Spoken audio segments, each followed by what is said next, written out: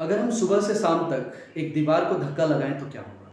जाहिर सी दोस्तों, वो दीवार कहीं जाएगी नहीं, मतलब वो दीवार हिल भी नहीं पाएगी। उस दीवार को हमने धक्का तो लगाया लेकिन वो दीवार कहीं पहुंची नहीं। इसका मतलब है कि हमने मेहनत बहुत किया लेकिन हमें परिणाम नहीं मिला। राइट? नमस्कार दोस्तों, मेरा नाम प्रभात है और मैं फिर हाजिर हूँ एक नए विचार के साथ। और ये विचार होगा मीनिंगलेस गोल के बारे में, मतलब निरर्थक लक्ष्य के बारे में। एक बार एक व्यक्ति का कुत्ता सड़क के किनारे बैठकर वहाँ आने वाले और जाने वाली गाड़ियों का इंतज़ार किया करता था। जब भी कोई गाड़ी वहाँ आती थी तो वो उनका पीछा करता था और वो तब तक भागता रहता था जब तक कि वो हांफ ना जाए, जब तक वो थक ना जाए। इस तरह से कई दिन चलते रहे और कई दिन गुजर गए। एक दिन उस व्यक्ति के एक दोस्त ने उससे पूछा, तुम्हें क्या लगता है कि ये कुत्ता कभी किसी गाड़ी को किसी दिन पकड़ पाएगा? उस व्यक्ति ने एक बड़ा ही अच्छा सा जवाब दिया। उसने कहा कि मुझे ये तो नहीं लगता कि ये गाड़ी को पकड़ पाएगा, लेकिन हाँ, तुम सोचो, अगर किसी दिन इसने किसी गाड़ी को पकड़ भी लिया तो क्या कर लेगा वो? मतलब उसे कुछ हासिल होगा क्या? जाहिर सी बात है, उसे कुछ भी हासिल नहीं होगा। और ऐसा हम सभी करते हैं। मतलब उस जानवर की तरह हम निरर्थक लक्ष्यों के पीछे भागते रहते हैं जिसका कोई परिणाम, जिसके कोई कॉन्सिक्वेंसेस हमें प्राप्त नहीं होने हैं, कोई रिजल्ट हमें प्राप्त नहीं होना है। तो फिर ये भाग दौड़ क्यों?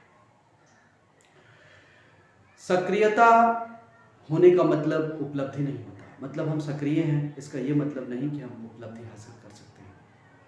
सक्रिय तभी होना है जब गोल रियलिस्टिक गोल के पीछे अगर हम भागेंगे तो शायद सक्रियता भी हमारी कामयाब होगी। इस बात को साबित करने के लिए एक फैब्रे नाम के वैज्ञानिक ने एक प्रयोग किया।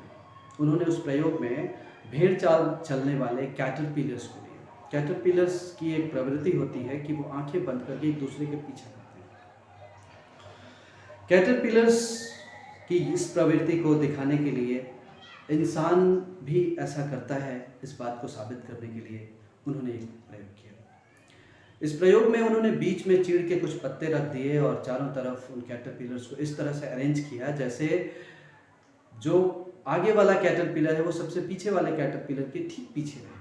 इस तरह की व्यवस्था की गई। बीच में चीड़ के कुछ कांटे रख दिए गए जो उनका पसंदीदा भोजन था। यद्यपि पसंदीदा भोजन कुछ इंच की दूरी पे था, फिर भी उन्होंने बहुत मेहनत की। कॉन्टिन्यूअस वो चलते रहे क्योंकि वो आंखें बंद करके चलते रहे। उन्होंने एक दूसरे को देखा, पीछा किया और असली गोल से भटक गए।